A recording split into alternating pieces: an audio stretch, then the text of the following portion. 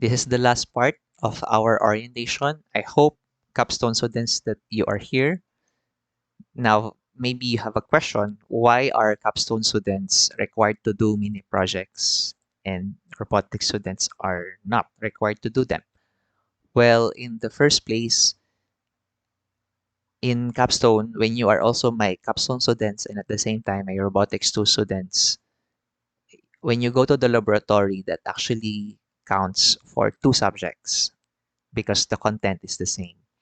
So, and also number two, Capstone students go to the laboratory three more times than robotics students because robotics is once a week and then Capstone is three times a week. So it makes sense that there are more requirements for Capstone students. So the mini projects, you have to do one per quarter. That's a total of two for the whole semester. And I will discuss what types of mini projects you can do. And I mentioned the physical interface during the first part of the video orientation. I will also be talking about that. Okay, so two mini projects available to do under servo motors. The first one is servo controlled traffic light system, and the second is the DIY candy dispenser. Okay, and for LCD I2C, also two mini projects you can choose from: color selector with display and the door lock system with button control. Again, you don't have to do both of them, only one. But if you want to do both, why not? For extra credit, sige, bigyan natin ng description yung bawat isang mini project so that you will know your choices. You can have an informed choice. First project is the servo controlled traffic light system. So a regular traffic light system, that means you need three LEDs for stop, go, and wait. That's red, green, and yellow. But this time you also have a barrier. The barrier can be, for example, something that you crafted.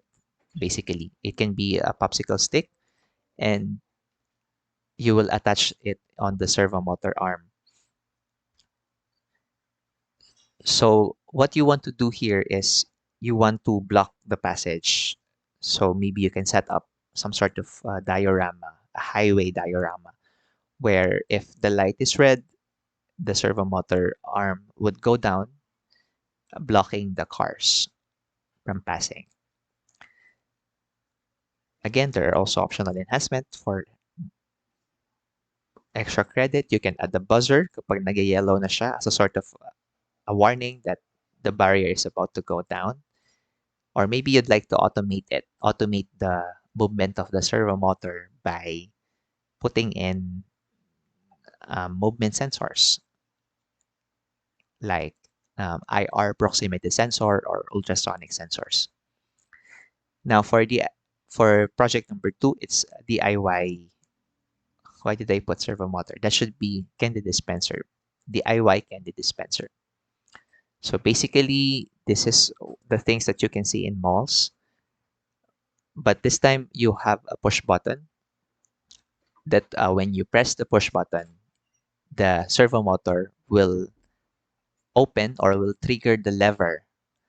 The lever is blocking the candies from getting out of your dispenser. So when the servo motor pulls it open, yan, marirelease yung mga candies.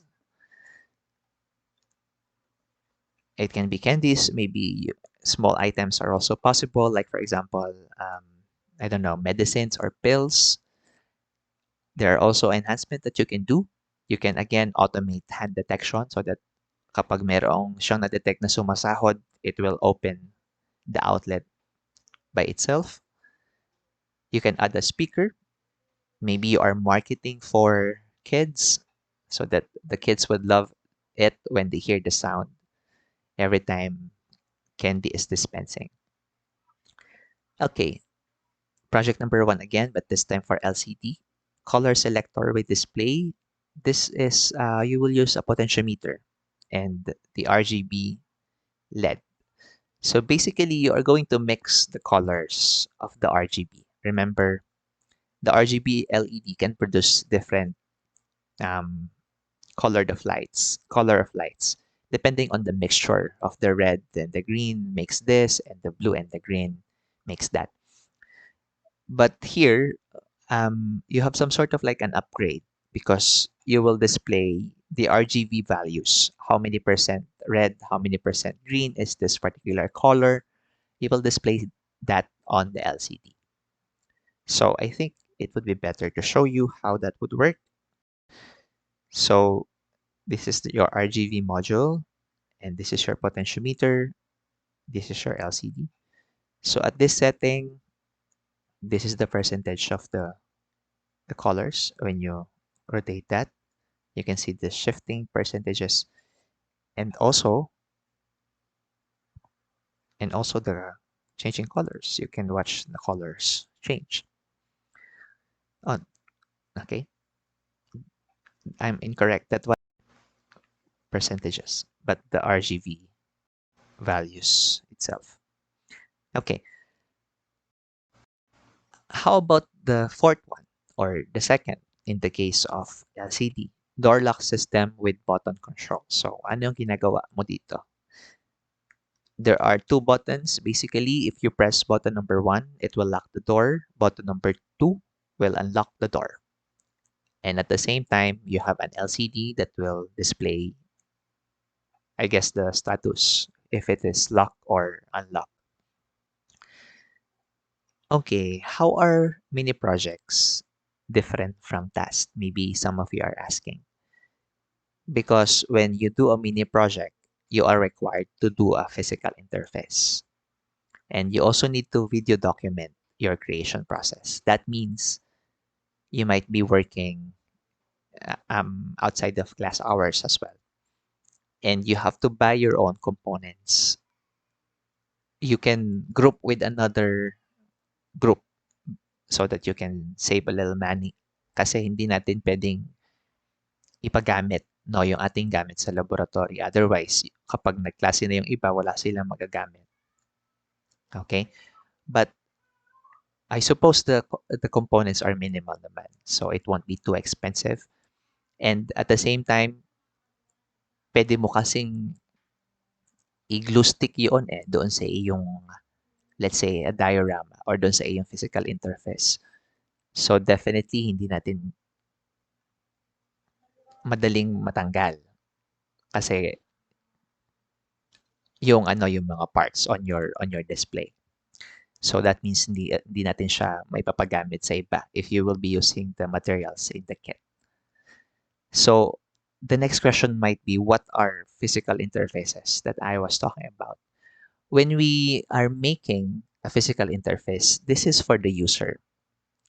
Kasi syempre, kung hindi naman siya familiar doon sa, let's say, doon sa wiring or doon sa circuit or even in the codes, just looking on the circuits, they won't understand the function of your system, right?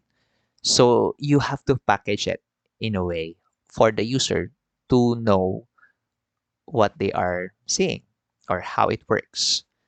So when you try to create the physical interface, there are mainly two questions that you want to answer. So how do I make the project more presentable? So this might mean, how do I organize my wires? Where do I position the parts so that the use is intuitive? Do I use a box? Do I make a diorama? How do I make it more user-friendly? Do I put labels on the buttons? Um, and so on and so forth. In the case of the candy dispenser, you can even think of questions like, what sort of candies do I use? What size of candies do I use? How many candies do I use? Or how do I make sure that since the candy will come in contact with the surfaces, that it will be still safe to eat by the kids if those are your market. So I also put in here screen records of projects that are related. So this one is a parking system, heavily related on the servo controlled traffic light system that you might do. But this is, ito ang ginawa niya sa kanyang physical interface. So you can already see here na gumawa siya ng some sort of like a toll gate. You can see the barrier here. Even the placement of the LCD, you have to think about. You have to think about how long of a wire you're going to use if you're going to place it there. Where are you going to place your sensors? For example, here, this is the sensor for detecting the cars that will raise or lower the barriers. You can see right here the microcontroller. Okay, let me play it for you. And you can see the parking spaces right there. Naglagay din siya ng mga arrows. So you can see here that if I place the car on the sensor, it will say car entered, and it will update how many more available slots, parking spots are available. Here is his microcontroller. You can still cover this with the box, some sort of like a diorama of a building to make it even more cleaner. Let's fast forward. When the parking lot is full, it will say so. And then when a car wants to get out of it, there's another sensor and servo motor arm here that will help with the exit. Okay, see? With this particular type of diorama or interface, we can understand intuitively how the system works, right? So that's why we need it. This one is another, gumamit lang siya dito ng styrofoams. This is an automatic door lock system using RFID scanners.